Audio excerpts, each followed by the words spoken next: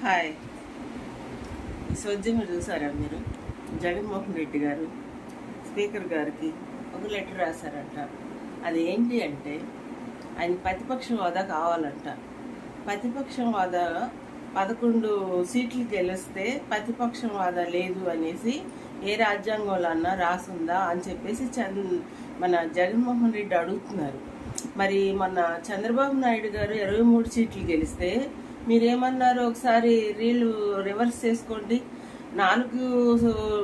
నలుగురు నేను కొనేసాను అనుకో, నువ్వు ప్రతిపక్షాలు కూడా ఉండవు, నువ్వు అసెంబ్లీ బయటపడతావు అని అడిగావు. నీకు 18కే ప్రతిపక్షం లేదని నువ్వే నిర్ణయించినప్పుడు నీకు 11 సీట్లకి ప్రతిపక్షం ఎలా ఉంటుంది? జగన్మోహన్ రెడ్డి గారు, మీకు సీఎం పదవి ఏమన్నా కావాలా ఏంటి చెప్పండి. చంద్రబాబు నాయుడు గారిని అడుగుదాం, మీకేమన్నా ఇస్తారేమో.